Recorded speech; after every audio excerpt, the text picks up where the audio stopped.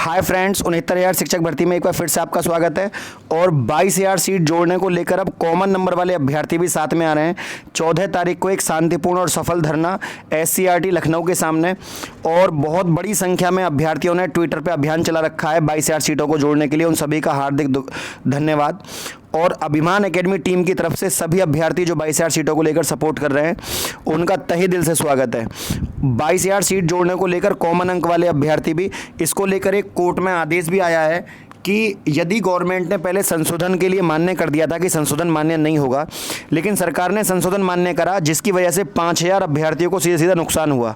क्योंकि जिन अभ्यर्थियों के फॉर्म में गलती थी, सरकार ने उनको भी एक्सेप्ट कर लिया। सरकार ने अपने जीओ में मना किया था कि हम किसी की भी गलती को माफ़ नहीं करेंगे, लेकिन एट ए टाइम जब काउंसलिंग होनी थी तो सरकार ने सभी की जो संशोधन है उनको मान्य किया, जिसकी वजह से लगभग 4 से 5,000 अभ्यर्थी जिनके काउंसलिंग लिस्ट में नंबर आता, अब उनका नंबर नहीं आएगा। क्यों? क्योंकि सरकार ने अपने जो नियम है उनको एट ए टाइम बदल लिया, जबकि नियम यह है कि बीच में नहीं बदल सकते किसी भी खेल के नियम। और यदि चयन के नियम बीच में बदले जाएंगे तो उसको सीधा सीधा नुकसान उन अभ्यर्थियों को होगा। मान लीजिए आपने पुराने वाले अभ्यर्थी जिन्होंने अपने फॉर्म में ज़्यादा अंक भर दिए और चयन सूची में जगह बना ली, बाद में आपने उनकी काउंसलिंग करवा ली और एफिडेविट ले लिया और बाद में आपने उनको नियुक्ति दे दी, तो ऐसे संदर्भ में क्या हुआ कि जो बेईमानी है उसको बल मिला। आगे आने वाली भर्तियों में अभ्यर्थी क्या किया करेंगे, वो अपने नंबरों को बढ़ाएंगे और नंबर बढ़ा के बनाने के बाद चयन सूची में जगह बनाएंगे, उसके बाद संशोधन करके वो चयन पा जाएंगे, जबकि एक योग्य अभ्यर्थी बाहर बैठा देखता रहेगा। तो कोर्ट ने साफ साफ मना किया है। अभी एक नियम आया है, आप सबको पता होगी, सरकार ने जीओ में साफ साफ मना कर दिया था कि यदि एक बार गलती हो गई तो फॉर्म में किसी भी तरह के बदलाव का कोई भी मामला विचारणीय नहीं होगा। तो सुप्रीम कोर्ट ने बृहस्पतिवार को अपने एक फैसले में कहा कि उम्मीदवार को चयन के नियम बीच में किसी तरह का बदलाव नहीं किया सकता, और कोर्ट ने कहा कि चयन समिति द्वारा किसी भी उम्मीदवार के पक्ष में ऐसा करना संवैधानिक रूप से गलत है। जस्टिस SB सिन्हा और जस्टिस मुकुंदकम शर्मा की खंडपीठ में कहा गया कि इस तथ्य में कोई भी विवाद पैदा नहीं कर रहे हैं कि उम्मीदवारों के चयन के मामले में चयन समिति फैसला अंतिम होता है, लेकिन इसका मतलब यह नहीं कि चयन समिति मनमाने तरीके से काम करे और बीच में चयन प्रक्रिया और शैक्षणिक योग्यता में बदलाव कर दे। खंडपीठ ने अलीगढ़ मुस्लिम विश्वविद्यालय के पॉलिटेक्निक विश्वविद्यालय केमिस्ट्री के लेक्चर पद की नियुक्ति के मामले में यह आदेश दिया है। तो कुल मिलाकर सुप्रीम कोर्ट ने इलाहाबाद के हाई कोर्ट के फैसले को बरकरार रखा है। कुल मिलाकर यह है कि जीओ में साफ साफ लिखा हुआ है कि कोई भी संशोधन का मौका नहीं मिलेगा, जिससे थर्ड काउंसलिंग के अभ्यर्थियों को नुकसान हुआ है। उधर सरकार ने 22,000 सीटों को जोड़ने के लिए 1,37,000 पदों को 6 महीने में भरना था, सरकार ने नहीं भरी। अब शिक्षा मित्रों को मौका दिया जाना था, शिक्षा मित्रों को अगली भर्ती में मौका मिला, लेकिन इससे कम गुणांक वालों को नुकसान हो गया, क्योंकि भर्ती किसी एक वर्ग के लिए नहीं होती, भर्ती में और अभ्यर्थियों का भी हित जुड़ा हुआ होता है। तो पूरी भर्ती का जो ग्राउंड है, इसको तैयार करके अभिमान एकेडमी टीम की तरफ से भी इसके ऊपर रिट दाखिल जल्दी ही की जाएगी, और जो भी अभ्यर्थी इसके साथ जुड़ना चाहें जुड़ सकते हैं, आपका मोस्ट वेलकम है।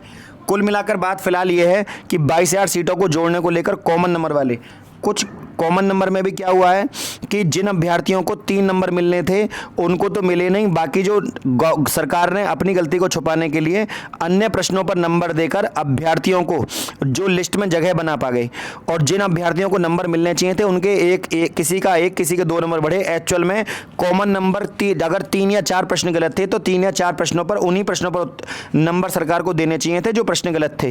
सरकार ने उन प्रश्नों पर नंबर कॉमन दे दिए जिनका कोई अर्थ ही नहीं बनता। तो इस लीगल ग्राउंड के ऊपर भी अभ्यर्थी प्रदर्शन कर रहे हैं। तो कुल मिलाकर जिन अभ्यर्थियों को 3 नंबर मिले, उसकी वजह से जो हजारों अभ्यर्थी ऐसे थे जो जिनका पहले लिस्ट में चयन लिस्ट में नाम नहीं था, लेकिन बाद में उनका नाम आ गया, और उधर जो अभ्यर्थी लिस्ट में नाम जगह बना पाते उन्हें 3 नंबर का नुकसान हुआ, क्योंकि वो पहले चयन में लिस्ट में थे, लेकिन बाद में वो लिस्ट में जगह नहीं बना पाए, क्योंकि अब सरकार ने उनको 3 नंबर का कॉमन बांट दिए जिनको आवश्यकता नहीं थी उस चीज़ की, और जिनके प्रश्न भी गलत नहीं थे।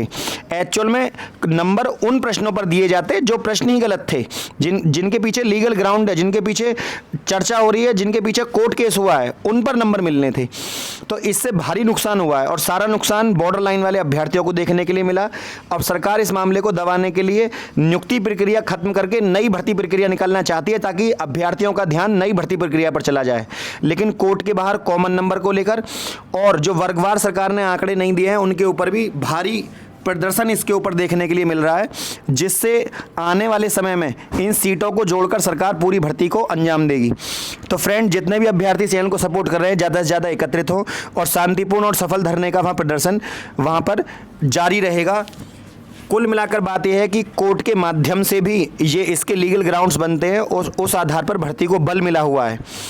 एक भोला प्रसाद शुक्ला वाला केस, दूसरा आनंद कुमार यादव वाला केस, दोनों ही केसों में लीगल चीज़ें हैं और उन्हीं के आधार पर ये चीज़ें आगे की लड़ाई जारी रहेगी। जिस फ्रेंड्स को वीडियो अच्छी लगी हो वो वीडियो को लाइक, शेयर और चैनल को सब्सक्राइब करना ना भूलें। चैनल से ज़्यादा जुड़ने के लिए चैनल को सब्सक्राइब करें। आज के लिए इतना ही। जय हिंद, जय भारत।